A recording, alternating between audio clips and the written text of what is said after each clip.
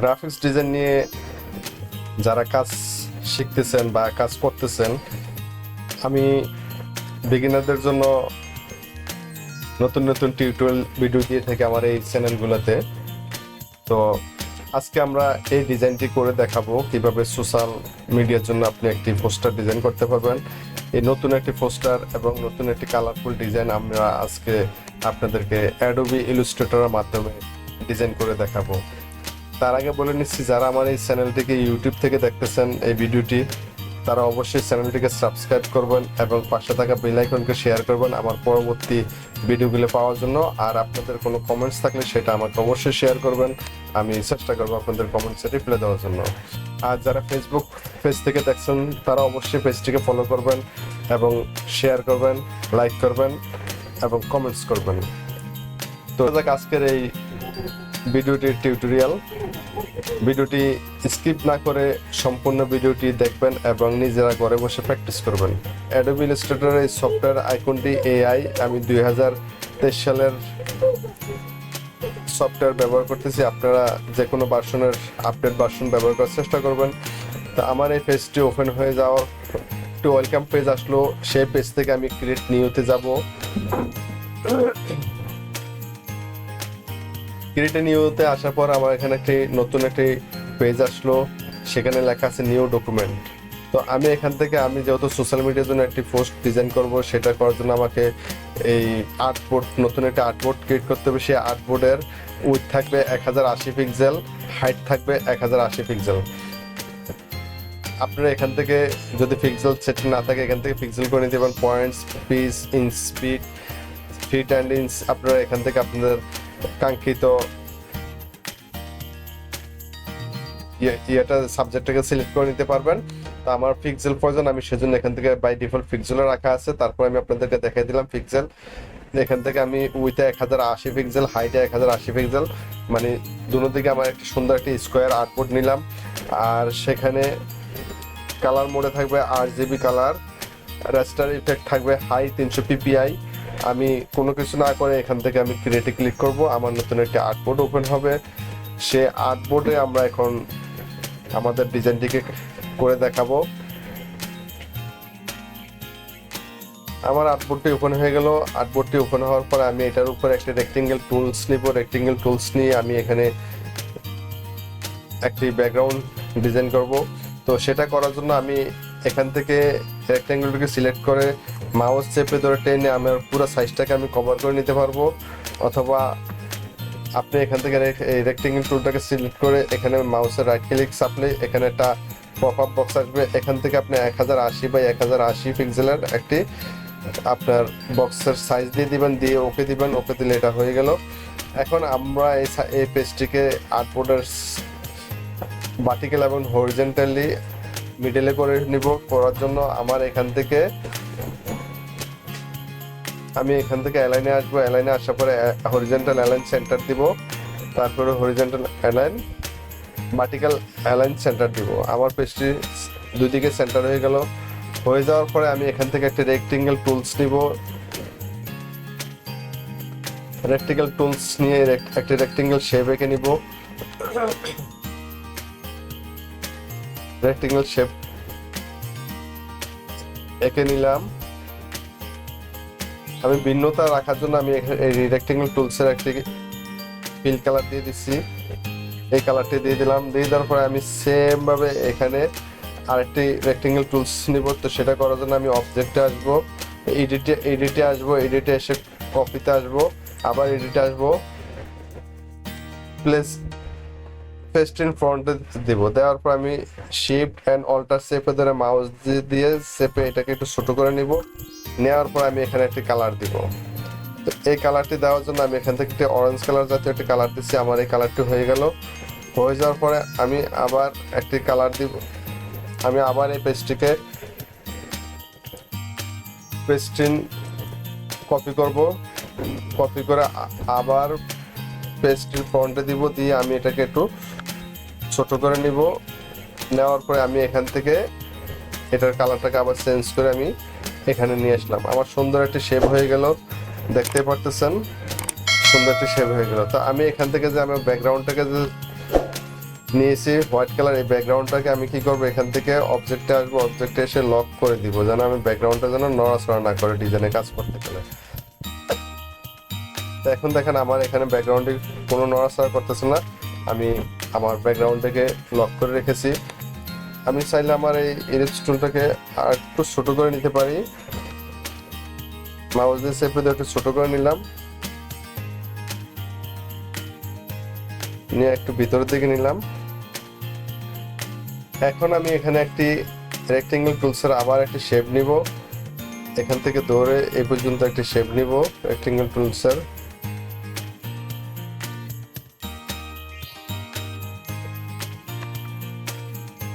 এটাকে সিলেক্ট করে একটু উপর দিকে করে নিব। এটাকে আমি একটি কালার দিব, এখানে আমি ভায়োলেট কালারটি দিচ্ছি, এই কালারটি দিলাম। দেওয়ার পর এখন আমি এটাকে আর এটাকে সিলেক্ট করব, সিলেক্ট করে দিয়ে আমি এটাকে কি করব,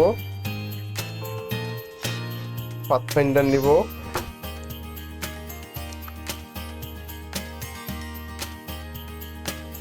সিলেক্ট করার পরে আমি এই শেপটিকে সিলেক্ট করব, সিলেক্ট করে আমি এখান থেকে পাথফাইন্ডার থেকে মাইনাস ফ্রন্টে যাব।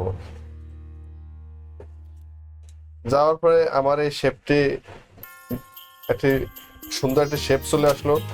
চলে আসার পরে এখন আমরা এখানে একটি লোগো তৈরি করব আপনার ক্লায়েন্টের পছন্দ মতন বা আপনার যে ডিজাইন।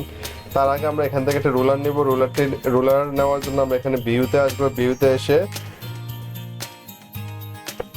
নিচের দিকে আসলে এখানে রুলার্স পাবেন, রুলার্সের শো রুলার্স, এখান থেকে একটা রুলার্স টেনে নিব, টেনে নিয়ে আমি এখান থেকে একটি মাপ নিব, এই মাপ অনুযায়ী আমি আমার কাজগুলো ডিজাইনগুলি করবো।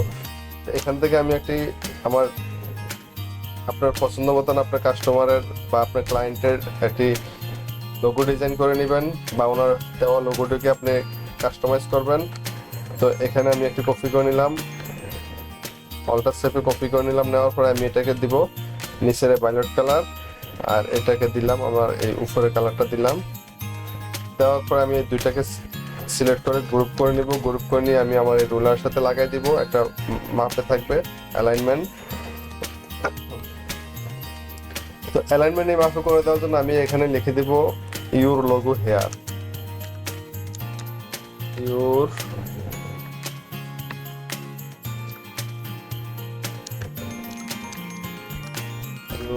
লোগো। এটা ছোট দেখা যাচ্ছে, এখন আমি এটাকে সিলেকশন টুলতে সিলেক্ট করে চেপে ধরে এটাকে একটু বড় করে দিব, বড় করে দিলে এটাকে আপনি মুভিং করতে পারবেন। তার মানে আপনার কোম্পানির লোগোটিকে এখানে সেট করতে হবে, সেই জন্য আমি এখানে লিখে দিলাম ইউর লোগো হেয়ার। তারপর আমরা আবার টাইপ টুল সিলেক্ট করবো, টাইপ টুল সিলেক্ট করে এখানে আমরা কিছু লেখা লিখবো, ডিজিটাল। আমাদের এখানে কি লেখা ছিল ওটা আমরা দেখে নিব।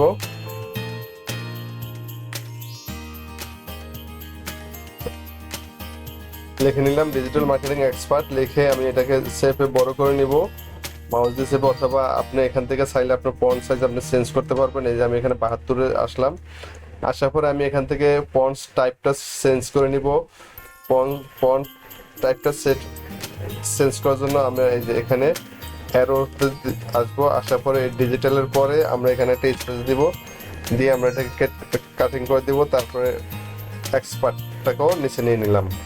তো এখন নেওয়ার পরে আমি এটাকে একটু বড় করতে চাচ্ছি, ডিজিটাল মার্কেটিং এক্সপার্ট লেখাটিকে আমি আমার দাগের সাথে লাগিয়ে দিলাম। তো সেক্ষেত্রে আমি এই ডিজিটাল লেখাটিকে আমি হোয়াইট কালার করব।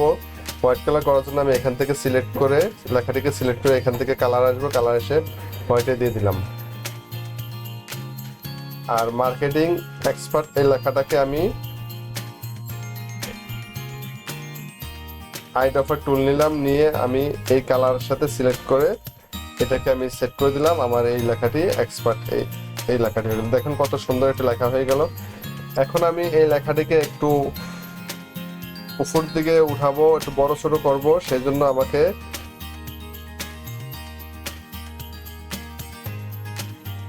টাইপ টুল দিয়ে আমি আমার এখান থেকে সেট দ্য লেডিং এটাকে একটু উপর দিকে তুলে নিচ্ছি। আমার এই লেখাটি হয়ে গেল। তারপরে এখানে একটি লেখা দিতে হবে কি, we help you to grow your own business. আমরা এই লেখাটিও এখান থেকে টাইপ টুল দিয়ে লিখে নিব, we help you grow your own business. এই লেখাটিকে আমরা লিখে নিলাম।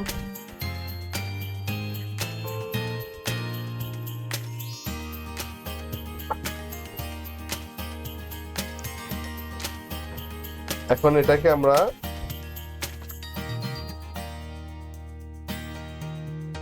একটু ছোট করে নিব। লেখাটাকে ছোট করার জন্য আমি এখান থেকে ফন্ট সাইজে আসব, 14 বেশি ছোট হয়ে গেল, 48 বেশি বড় হয়ে গেল। আচ্ছা ঠিক আছে, অসুবিধা নেই। আমি এখান থেকে ফন্টের টাইপটা চেঞ্জ করে দিচ্ছি। চেঞ্জ করে দিলে এখান থেকে লেখাটাকে একটু ছোট হয়ে যাবে। সিম্পল আমি রিয়াডে দিলাম, দেওয়ার পর আমি এটাকে একটু ছোট করে নিচ্ছি। হ্যাঁ, নেওয়ার পর এখান থেকে আমার লেডিংটা থেকে একটু উপর উঠে দিতে হবে। দুটো লেখার গ্যাপ একটু বেশি দূরত্ব হয়ে গেছে, সেজন্য নিলাম। এখন আমি লেখার কালারটাকে আমি হোয়াইট করে দিব। দেখুন পাইলট কালারের ভিতরে যে লেখাটা দিচ্ছে, এই লেখাটাকে হোয়াইট দিলে লেখাটা খুবই ফুটে উঠে, হোয়াইট করে দিলাম, লেখাটা খুব সুন্দর হয়ে গেল। তারপরে আমরা এখান থেকে কি করব, এখানে লেখা আছে গেট স্টার্টেড, এখানে একটি শেপ আছে এবং আপনার ওয়েবসাইটের অ্যাড্রেস আছে। তো আমরা সেটাকে সেট করে দিব। সেট করতে জন্য এখান থেকে আমি আবার একটি শেপ নিব। শেপ নেওয়ার জন্য এই রেক্টেঙ্গেল টুলসটা নিব, নিয়ে এখান থেকে একটি শেপ নিলাম। নেওয়ার পরে আমি শেপটার কালারটাকে আমি পিল কালার করে দিব, আমার এই কালারটাকে। দেওয়ার পরে আমি এটাকে একটু শেপ করে নিলাম। নেওয়ার পরে এখানে আমি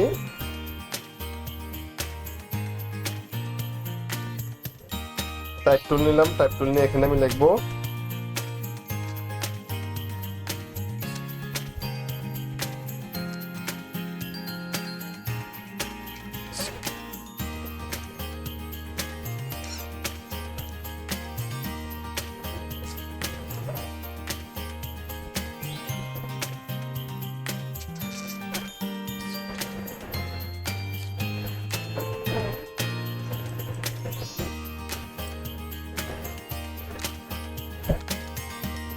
স্টার্টেড। এই লেখাটি নিলাম। নেওয়ার পরে আমি এখন এই লেখাটিকে ফন্ট চেঞ্জ করব।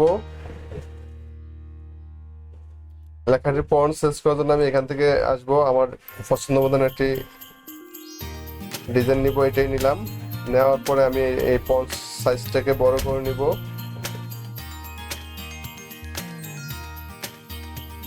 বড় করে নিলাম। নেওয়ার পরে আমি এখান থেকে কালার দিব হোয়াইট কালার। তারপর আমি এটাকে ধরে এখানে বসাই দিলাম। খুবই সহজ একটি কাজ, আপনারা আমার মতো দেখে দেখে বাসায় বসে বসে প্র্যাকটিস করবেন এবং এই ডিজাইনগুলো শিখবেন, করবেন। আমি এখন এটাকে আমার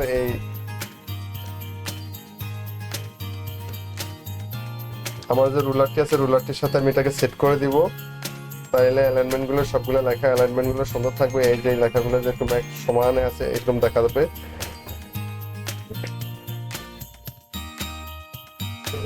তারপর নিচে কি লেখা দিতে হবে, নিচে দিতে হবে ওয়েবসাইট। তো এখানে আমরা দিয়ে দিব আপনার ওয়েবসাইটের অ্যাড্রেস দিয়ে দিবেন। তো এখানে লিখবেন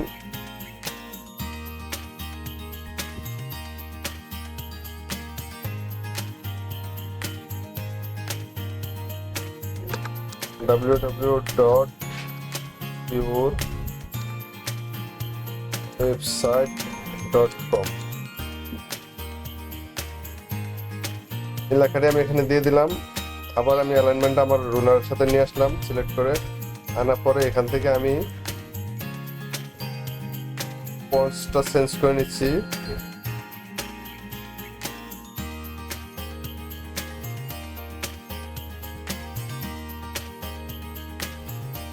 আমি এখান থেকে ওয়েবসাইটের লেখাটি দেওয়ার পরে তারপরে এখানে আমি দিব call us for more information. তারপর নিচে একটি যোগাযোগের জন্য কন্ট্যাক্ট নাম্বার। এটা অবশ্যই আপনারা দিয়ে নেবেন আপনাদের পছন্দ মতন, বা এবং আপনাদের ক্লায়েন্টের ইনফরমেশনগুলো আপনি সঠিকভাবে এখানে দিয়ে দিবেন। দিয়ে দেওয়ার পরে এখান থেকে আমরা একটা ছবি নিব। এই ছবিটি আমরা নিব।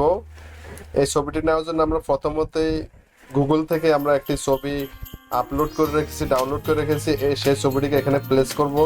প্লেস করার জন্য আমার এই ছবিটি এই যে এখানে আছে, এই ছবিটি এখান থেকে আমি নিব। নেওয়ার পর আমি এটাকে এখানে প্লেস করে দিব। দেওয়ার পর আমি এখানে আমার সাইজ মতো আমি ছবিটিকে সেট করে নিব, সাজিয়ে নিব।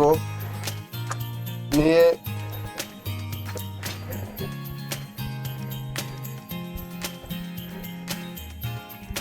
নিলাম। নিয়ে নেওয়ার পরে এখান থেকে আমি পিছনে যে ব্যাকগ্রাউন্ডটি আছে সেই ব্যাকগ্রাউন্ডটাকে আমি কপি করব। কপি করে তারপর আবার পেস্ট করব।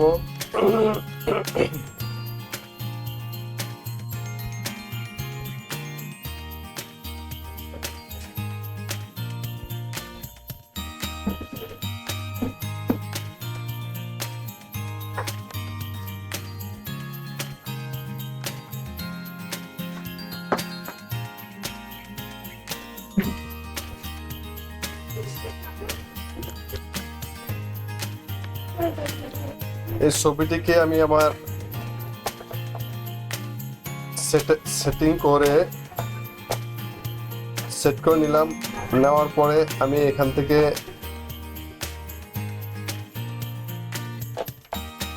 এই ছবিটির উপরে আমি একটি এলিপস টুল নেব।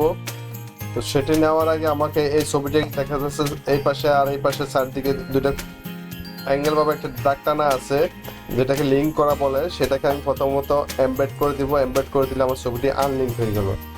আনলিঙ্ক হয়ে যাওয়ার পরে আমি এখান থেকে এখন ইলিপ্স টুলস নিব। নিয়ে আমি এই ছবিটির উপরে সার্কেল করে নিয়ে আমি এটাকে সিলেক্ট করে নিব। হ্যাঁ, আমি এতটুকু সিলেক্ট করে নিলাম। নেওয়ার পরে এখন আমি নিচে ছবিটিকেও সিলেক্ট করব। সিলেক্ট করে নিয়ে আমি এটাকে মেক ক্লিপিং মার্কস করব। করার পরে ছবিটি সুন্দর করে সাইজ হয়ে গেল। হয়ে যাওয়ার পরে আমি এখন ছবিটিকে একটু বড় করে নিব। বড় করে নিয়ে আমি ছবিটিকে এখানে সেট করে দিব। আমার ছবিটি সেট হয়ে গেল। তারপর যে কাজটা বাকি আছে সেটা হচ্ছে যে আমার এই যে এই পাশে যে ছবিটি কাটিং করা হয়ে গেছে, কাটা আছে, সেই কাটাটা আমি দেখাবো।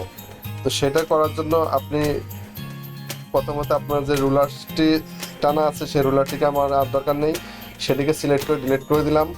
দেওয়ার পর এখান থেকে রেক্টেঙ্গেল টুলস নিব। রেক্টেঙ্গেল টুলস নিয়ে আমি আমার ব্যাকগ্রাউন্ডের যতটুকু শেপ আছে সেই শেপ বরাবর আমি এটাকে ধরে সিলেক্ট করব। সিলেক্ট করে এখানে ফিল কালার খালি আছে, আমি ফিল কালারটাকে হোয়াইট করে দিচ্ছি, বা আপনি চাইলে যে কোনো একটি কালার দিতে পারেন। দেওয়ার পরে কন্ট্রোল এ শেপের সবগুলো অবজেক্টকে সিলেক্ট করে নেবেন। নেওয়ার পর আবার মাউসের রাইট বাটন ক্লিক করে এখান থেকে মেক ক্লিপিং মার্কসে যাবেন। সুন্দর হয়ে গেল আমাদের এই ডিজাইনটি। সম্পূর্ণ ডিজাইনটি আমাদের এখানে যেরকম হুবহু আছে ঠিক ওরকম হুবহু আমরা ডিজাইনটি করে ফেললাম। আশা করি আপনারা আমার ডিজাইনটি দেখে বুঝতে পারছেন যে একটি সোশ্যাল মিডিয়ার অ্যাড ডিজাইন কীভাবে করতে হয়। সেটা আপনারা দেখে দেখে টিউটোরিয়াল হিসেবে বাসায় বসে বসে করবেন। একবার না বললে 2-3 বার করে দেখবেন, স্কিপ না করে ভিডিওটি দেখবেন। সম্পূর্ণ ভিডিওটি দেখলে আপনারা অবশ্যই শিখতে পারবেন।